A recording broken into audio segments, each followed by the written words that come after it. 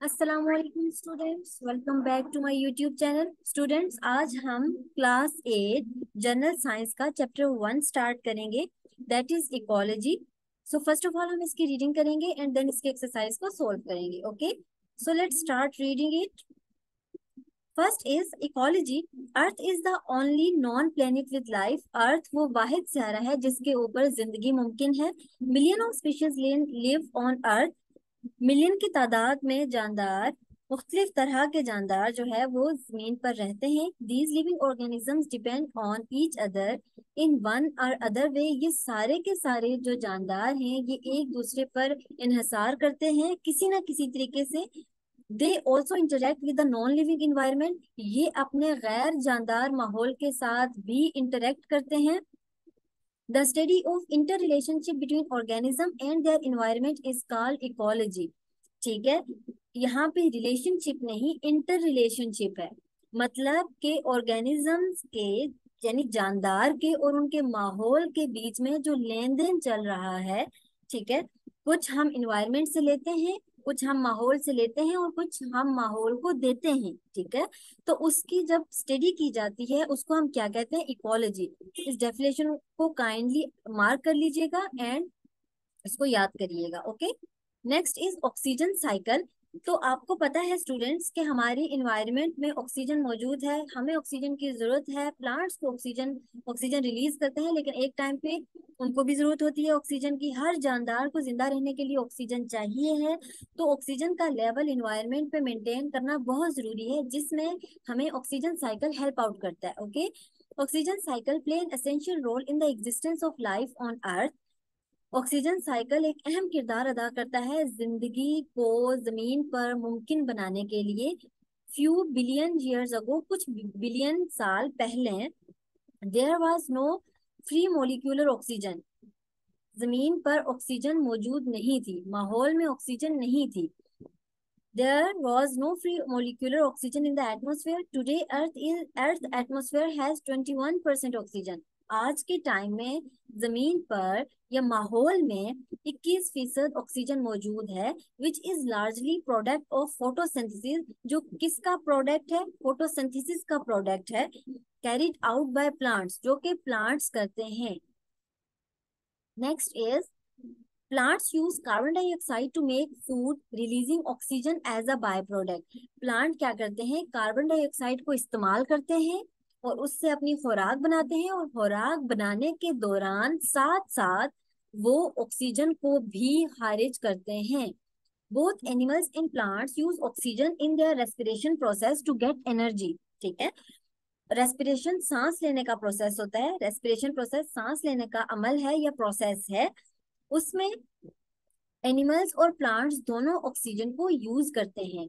यहाँ पे आपको ऑक्सीजन साइकिल दिखाया गया है। इसमें क्या है कि यहाँ पे दिखाया गया है कि कार्बन डाइऑक्साइड जो है, ये जो गैस है कार्बन डाइऑक्साइड, ये फोटोसिंथेसिस के प्रोसेस में प्लांट्स यूज करते हैं और यूज करके क्या बनाते हैं, अपनी खुराक बनाते हैं, जो कि क्या है, ग्लूकोज। ये ग्लूकोज का केमिकल फॉर्मूला है C6H12O6, और उसके साथ ऑक्सीजन और वाटर को एयर में खारिज करते हैं। ठीक है, जब ये ऑक्सीजन एयर में जाती है तो प्लांट्स जब जरूरत पड़ती है तो सांस लेने के अमल में, जिसको हम रेस्पिरेशन कहते हैं, उसमें ऑक्सीजन को यूज करते हैं। और रेस्पिरेशन के दौरान जो गैसेस निकलती हैं वो क्या है, एक कार्बन डाइऑक्साइड निकलती है और साथ वाटर वेपर्स निकलते हैं, और ये कार्बन डाइऑक्साइड जो है वो क्या है, फोटोसिंथेसिस में दोबारा से यूज हो जाती है। तो इस तरह से ये गैसेस आपस में रिलीज होती रहती हैं और फिर प्रोड्यूस होती रहती हैं। ठीक है, इसको हम क्या कह रहे हैं, ऑक्सीजन साइकिल कह रहे हैं। Okay, next is carbon cycle. हर चीज का हमारे इन्वायरमेंट में, हमारे माहौल में मुतवाजन होना बहुत जरूरी है। ठीक है, कोई भी चीज ऊपर या नीचे नहीं होनी चाहिए। Carbon is constantly being removed from and release into the environment. Carbon मुसलसल इन्वायरमेंट से, माहौल से निकलता भी है और वापस आता भी है। ठीक है, in the form of carbon dioxide. किस फॉर्म में, कार्बन डाइऑक्साइड की फॉर्म में।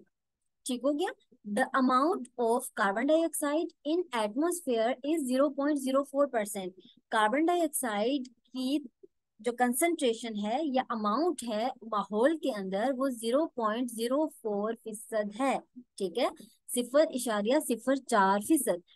Plant absorb this carbon dioxide to prepare their organic food by the process of photosynthesis। अभी मैंने आपको थोड़े टाइम पहले बताया कि प्लांट्स जो है वो कार्बन डाइऑक्साइड को यूज करते हैं ऑर्गेनिक फूड। ऑर्गेनिक फूड कौन सा है? ग्लूकोज, जिसका केमिकल फॉर्मूला है C6H12O6। उसको बनाने के लिए यूज करते हैं कार्बन डाइऑक्साइड को।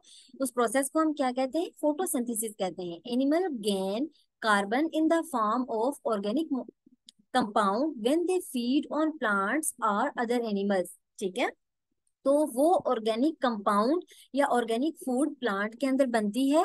और क्या होता है कि एनिमल्स के अंदर कैसे आती है वो ऑर्गेनिक फूड? जब एनिमल्स उस फूड को, उस प्लांट को खाते हैं, ठीक है, उसके ऊपर फीड करते हैं। The respiration process in both animals and plants release carbon dioxide back to the environment. ठीक हो गया। जब रेस्पिरेशन का प्रोसेस होता है, सांस लेने का अमल होता है, तो उसमें कार्बन डाइऑक्साइड नहीं यूज होती, उसमें ऑक्सीजन यूज होती है। ठीक है, और ऑक्सीजन यूज होने के बाद जब रेस्पिरेशन का प्रोसेस कंप्लीट होता है एक दफा, तो क्या है कि कार्बन डाइऑक्साइड और वाटर दोबारा से माहौल में खारिज हो जाता है। ठीक है, तो कार्बन डाइऑक्साइड दोबारा से माहौल में चली गई। A chemical reaction between substances and oxygen in which carbon dioxide, heat and light is generated is called combustion reaction. This is the definition of combustion reaction. Please underline this definition. ऐसा chemical reaction oxygen जिसमें oxygen जो है वो use होती है burning के लिए, और carbon dioxide, heat and light generate होता है। ठीक हो गया। उस रिएक्शन को हम क्या कहते हैं? कंबेशन रिएक्शन। कंबेशन रिएक्शन के बाय प्रोडक्ट्स या एंड प्रोडक्ट्स क्या हैं? Carbon dioxide, heat and light. Animal and plant bodies buried under the earth crust. बरी का मतलब होता है दफनाना। ठीक है, एनिमल एंड प्लांट बॉडीज, जो डेड एनिमल्स होते हैं और प्लांट्स होते हैं, उनकी जो जिस्म होते हैं या उनकी बॉडीज हैं, वो जमीन के नीचे दफन जब की जाती हैं या दफनाई जाती हैं, तो वो गल सड़ जाने के बाद किस में कन्वर्ट होती हैं? फॉसिल फ्यूल्स में कन्वर्ट होती हैं, जैसे कोयला, तेल और गैस। तो कोयला, गैस और तेल कैसे बनते हैं? एनिमल और प्लांट बॉडीज के बरी होने से, दफन होने से। उनके ऊपर टेम्परेचर और प्रेशर का इफेक्ट होता है और बहुत साल लगते हैं इस प्रोसेस को होने में। Okay, the combustion of fossil fuels in factories, automobiles and houses is adding up carbon dioxide in the atmosphere rapidly। ठीक है, जो कंबशन का मतलब होता है जलना, फॉसिल फ्यूल्स का जलना। ये जो फॉसिल फ्यूल बेसिकली ईंधन को कहते हैं। ठीक है, तो ये फैक्ट्रीज में यूज होता है, ऑटोमोबाइल्स में, ऑटोमोबाइल्स गाड़ियों को कहते हैं, और घरों में। तो इसका इस्तेमाल होने से, इस ईंधन के जलने से माहौल में कार्बन डाइऑक्साइड बहुत तेजी से ऐड हो रही है। ओके, नेक्स्ट इज, यहाँ पे कार्बन साइकिल जो है वो उन्होंने बता दिया है कि क्या है। जब प्लांट रेस्पिरेशन करते हैं रात के वक्त, बेसिकली प्लांट्स जो है ना, उनका मेनली काम क्या होता है कि वो रेस्पिरेशन करते हैं, और उसके दौरान एनिमल्स और प्लांट्स सेम प्रोसीजर करते हैं कि ऑक्सीजन को अंदर लेते हैं और कार्बन डाइऑक्साइड को बाहर इन्वायरमेंट में देते हैं। ठीक है, तो यहाँ से एनिमल ने रेस्पायर किया तो कार्बन डाइऑक्साइड रिलीज हुई, यहाँ प्लांट ने रेस्पायर किया तो कार्बन डाइऑक्साइड रिलीज हुई, और कार्बन डाइऑक्साइड इन्वायरमेंट में गई, और सुबह होते ही प्लांट्स ने जो है वो क्या है, सनलाइट में उस कार्बन डाइऑक्साइड को यूज किया और फोटोसिंथेसिस की, अपना फूड बनाया। ठीक है, अब क्या है कि अब ये जो प्लांट्स हैं, ये जब बरी हो जाते हैं, जमीन के नीचे दफन हो जाते हैं, जब वो टूट जाते हैं, दरख्त या फिर इंसान या जानदार या एनिमल्स जो हैं, जब वो मर जाते हैं, तो जमीन के नीचे जब वो दफनाए जाते हैं, तो उनपे क्या होता है कि वो डिफरेंट टेम्परेचर और प्रेशर जो है उसका इफेक्ट होता है, और वो फॉसिल फ्यूल्स में कन्वर्ट हो जाते हैं। ये जो फॉसिल फ्यूल है, ये फिर फैक्ट्रीज वगैरह में यूज होता है। ठीक है, वहां पे जलता है, और जलने की वजह से मजीद कार्बन डाइऑक्साइड इन्वायरमेंट में ऐड होती है। ठीक हो गया। सो ये था कार्बन साइकिल। आपको ये भी ड्रॉ करना आना चाहिए, 5 टाइम्स आपने इसकी एटलीस्ट प्रैक्टिस करनी है। Okay, next is the oxygen cycle is interconnected with carbon cycle. Oxygen cycle और कार्बन साइकिल आपस में लिंक्ड हैं, आपस में जुड़े हुए हैं, दोनों अलग अलग काम नहीं कर रहे। Oxygen is produced in the photosynthesis and carbon dioxide is produced in the respiration. ये चीज इंपॉर्टेंट है, आपको फोटोसिंथेसिस और रेस्पिरेशन का डिफरेंस आना चाहिए है। ऑक्सीजन जो है वो फोटोसिंथेसिस के रिजल्ट में प्रोड्यूस होती है, और कार्बन डाइऑक्साइड जो है वो रेस्पिरेशन के रिजल्ट में प्रोड्यूस होती है। ठीक है, both these processes maintain the level of these gases in range to sustain life. In range का क्या मतलब है कि जैसे मैंने बताया कि 21% ऑक्सीजन है, और उसके बदले में कार्बन डाइऑक्साइड की कंसंट्रेशन या कार्बन डाइऑक्साइड की मिकदार हमारे माहौल में 0.04% है।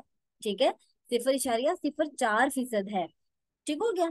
तो अब ये क्या है, ये कंसंट्रेशन या ये मिकदार हमारे माहौल में बरकरार रहनी चाहिए, ना इससे ऊपर जानी चाहिए है, ना इससे नीचे आनी चाहिए है। ठीक हो गया। तो उसके लिए हेल्प आउट क्या करते हैं ये दो प्रोसेसेस। कौन से दो प्रोसेसेस? फोटोसिंथेसिस और रेस्पिरेशन। ये हमें हेल्प आउट करते हैं कि इस कंसंट्रेशन को, इस मिकदार को माहौल में बरकरार रखा जाए। तो यहाँ पे ये आपको एक केमिकल इक्वेशन शो की हुई है और बताया हुआ है कि प्रोसेस किस तरह से होते हैं। ठीक है, कार्बन डाइऑक्साइड के 6 मॉलिक्यूल और 6 वाटर के मॉलिक्यूल जो है आपस में मिलते हैं और आपस में रिएक्ट करते हैं। बेसिकली इनका केमिकल रिएक्शन होता है और ग्लूकोज, ठीक है, फूड बनाते हैं, और साथ ऑक्सीजन रिलीज होती है, और साथ वाटर भी होता है, वो वेपर्स की फॉर्म में रिलीज हो जाता है। ठीक हो गया, ये प्रोसेस है फोटोसिंथेसिस का। अभी इसी रिएक्शन को, इसी केमिकल इक्वेशन को हम अगर इन्वर्स कर देते हैं तो क्या होगा कि वो सेलुलर रेस्पिरेशन का सांस लेने का अमल जो है उसके अंदर जो प्रोसेस हो रहा है उसको एक्सप्लेन करेगा। ठीक है, ऑक्सीजन ग्लूकोज के मॉलिक्यूल के साथ कंबाइन होता है और कार्बन डाइऑक्साइड और वाटर बनाता है। ठीक है, so next is global warming. हम देखेंगे कि ग्लोबल वार्मिंग क्या होता है। The increase in average temperature of earth is called global warming. जो हमारे जमीन का दर्जा हरारत है, जब वो एक एवरेज वैल्यू से बढ़ जाता है उसको हम ग्लोबल वार्मिंग कहते हैं। ठीक है, the global temperature has increased by 1 degree Celsius in the last 100 years। पिछले 100 सालों में हमारा जो अर्थ का टेम्परेचर है वो 1 डिग्री सेल्सियस बढ़ा है। ठीक है, कॉजेज क्या है, इसकी वजूहात क्या है? Basically human population growth is a major contributor to the global warming. इंसानी जो पॉपुलेशन है, जो बढ़ रही है दिन ब दिन, हमारी आबादी, वो एक मेजर कंट्रीब्यूटर है, बहुत बड़ा हिस्सा है ग्लोबल वार्मिंग का। ठीक है, जो कि हिस्सा ले रहा है ग्लोबल वार्मिंग में बढ़ती हुई आबादी। Due to increase in human population the utilization of natural resources and waste generated from the use of these resources has increased massively. ठीक है, जैसे आबादी बढ़ रही है तो जो नेचुरल रिसोर्सेज हैं, हमारे कुदरती वसाइल हैं, उनका इस्तेमाल भी ज्यादा हो रहा है, और उसकी वजह से बहुत ज्यादा वेस्ट, गंदगी भी जनरेट हो रही है। From the use of these resources, जब इन रिसोर्सेज को, इन वसाइल को इस्तेमाल किया जाता है तो फिर जाहिर सी बात है वेस्ट जो है वो भी जनरेट होता है, वो भी बनता है। तो इसकी वजह से भी जो है वो हमारा इन्वायरमेंट डिस्टर्ब हो रहा है। Excessive use of fossil fuels and deforestation are leading cause of global warming. Global warming के कौन से अहम जो है वजूहात हैं? Excessive use of fossil fuels, ईंधन का बहुत ज्यादा इस्तेमाल, हद से ज्यादा इस्तेमाल, और डिफोरेस्टेशन, जंगलात का बेजा कटाव जो है वो ग्लोबल वार्मिंग को दिन ब दिन इंक्रीज कर रहा है, बढ़ा रहा है। The burning of fossil fuel such as coal, gas and oil is adding carbon dioxide in the atmosphere.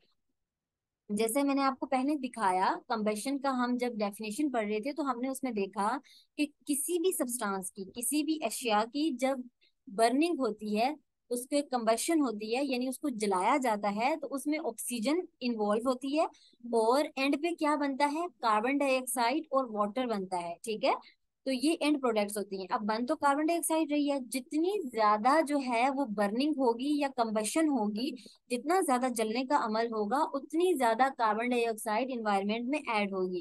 Carbon dioxide की कंसंट्रेशन 0.04% से ज्यादा नहीं होनी चाहिए, इतनी ही इन्वायरमेंट के लिए जरूरी है। ठीक है। Carbon dioxide is a leading green house gas.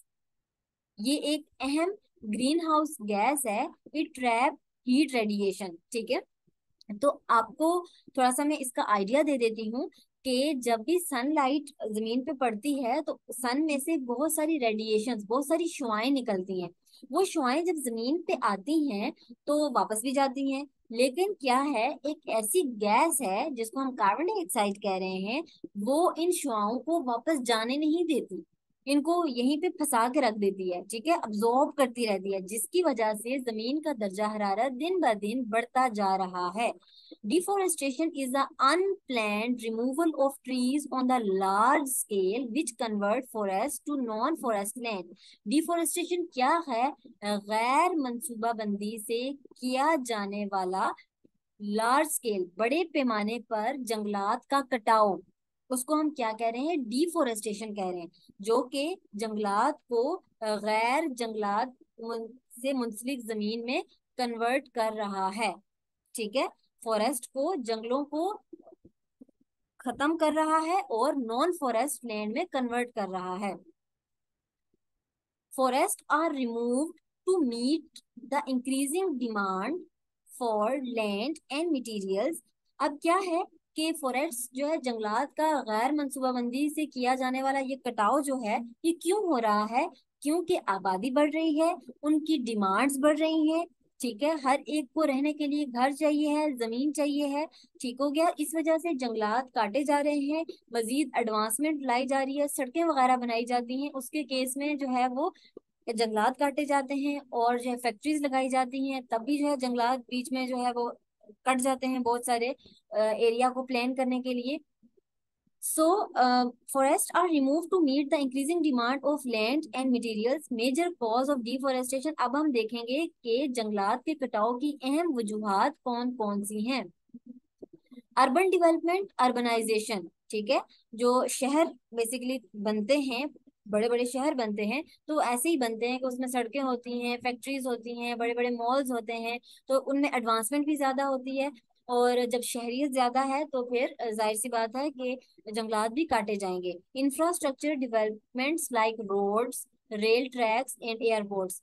तो जब इंफ्रास्ट्रक्चर बनाए जाते हैं, लाइक सड़कें बनाई गई, उनकी तामीर जब की जाती है, रेल ट्रैक्स, रेलवे ट्रैक्स बनाए जाते हैं, एयरपोर्ट्स बनाए जाते हैं, तो तब भी जो है वो जंगलात जो है बीच में काटे जाते हैं। टिम्बर एंड फाइबर रिक्वायरमेंट, ये बेसिकली लकड़ियां हैं जो कि आगे हमारी इकोनॉमी में रोल प्ले करती हैं, हम इनको यूज करते हैं। टिम्बर की जो लकड़ी है उससे फर्नीचर बनाया जाता है, तो इस वजह से फिर इनको काटा जाता है और फर्नीचर बनाने में यूज किया जाता है। उसके अलावा जो वुड है, जंगलात लकड़ी काटी जाती है ना, तो जो वुड है वो ईंधन के तौर पर, फ्यूल के तौर पर यूज होता है। ठीक है, सो ये रीजंस हैं कि जो डिफोरेस्टेशन है वो दिन ब दिन बढ़ती जा रही है।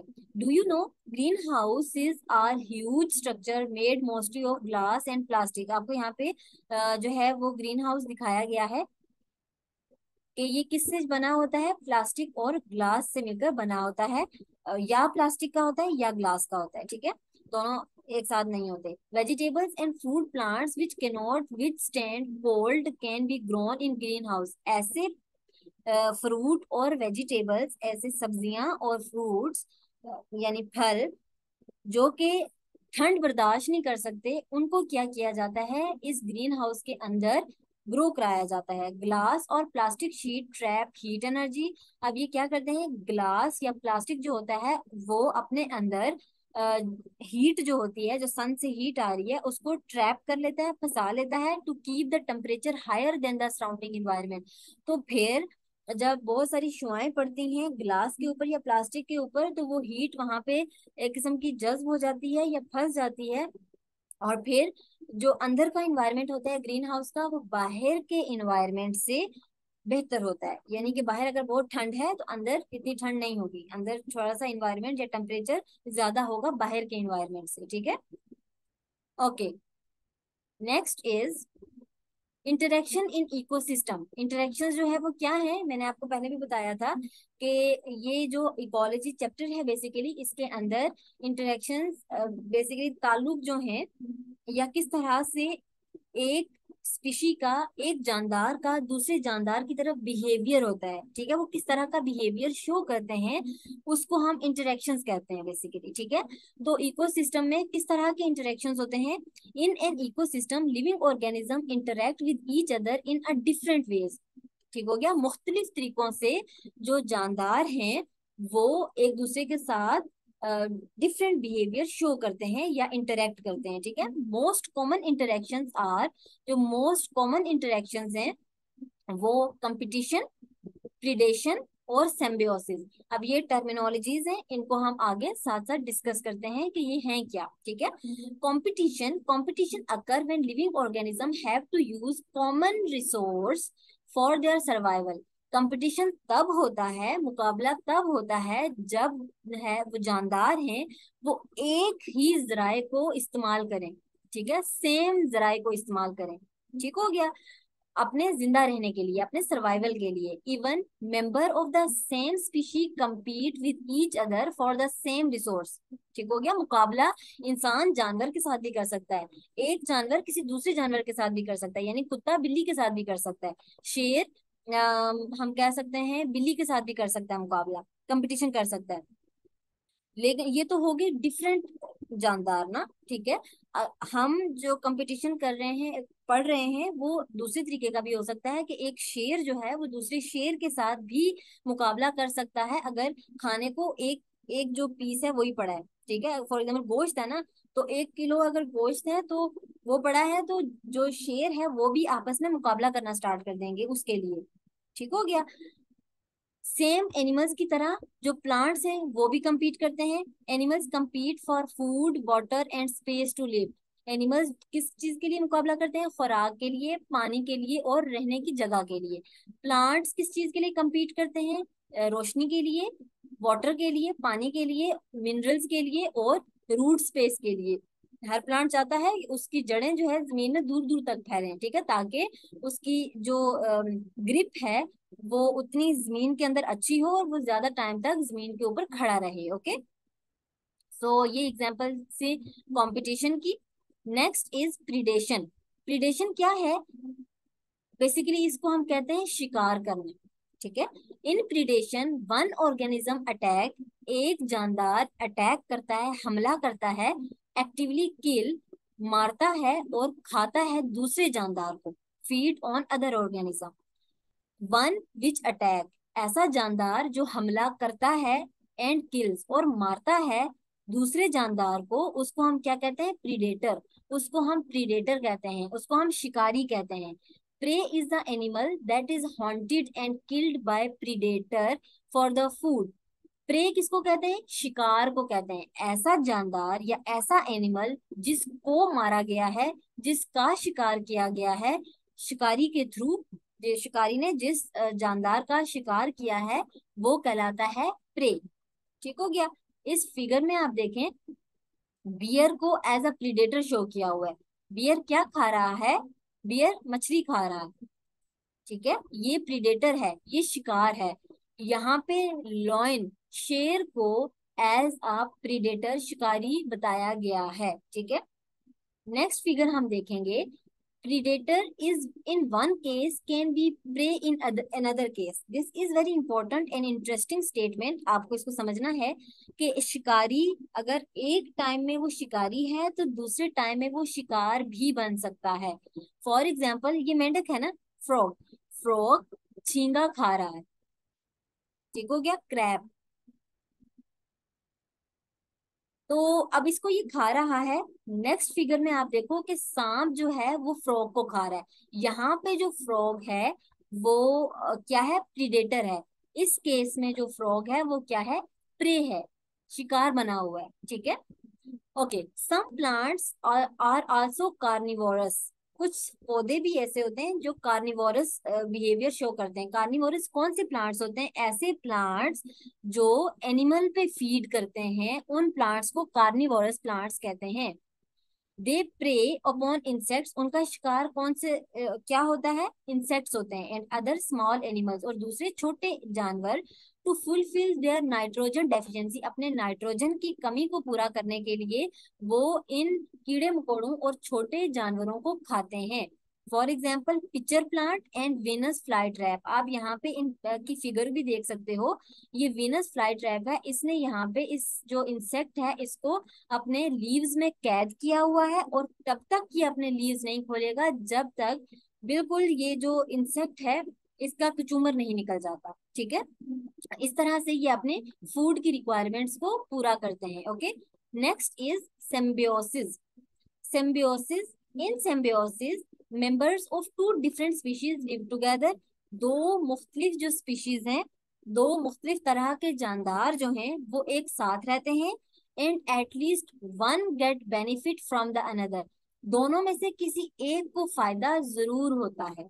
ठीक हो गया, इनका रहने का किस तरह से तरीका है कि ये आपस में रहते हैं और दोनों में से किसी एक को फायदा जरूर होता है। ठीक है, symbiosis have three types, symbiosis की कितनी इकसाम है, तीन इकसाम है। पहली किस्म क्या है, parasitism, it is the association in which one member gets benefit and cause some harm to other member, ये ऐसा ताल्लुक है जिसमें दो मेंबर्स आपस में रह रहे हैं एक साथ, और जो एक मेंबर है उसको फायदा होगा और जो दूसरा मेंबर है उसको नुकसान होगा। ठीक है, for example mosquito, liver fluke, leech and many type of bacteria. अब ये बैक्टीरिया क्या है, फॉर एग्जाम्पल मॉस्किटो की बात करें आप, मॉस्किटो ने हमें काटा ना, उसने क्या किया, हमारे से ब्लड लिया, अपनी खुराक उसने ले ली, उसको फायदा हो गया, बदले में हमें क्या दे गया, बुखार, हो सकता है डेंगू मॉस्किटो हो तो डेंगू फीवर भी हो जाए, तो हमें नुकसान दे गया। This is an example of parasitism, एक को फायदा हुआ है दूसरे को नुकसान हुआ है। Next is mutualism. म्यूचुअलिज्म क्या है, you have been observe butterflies and honey bees in flowered field of mustard, आपने बटरफ्लाइज जो है तितलियां उनको देखा होगा और जो शहद की मक्खियां उनको देखा होगा बागात में।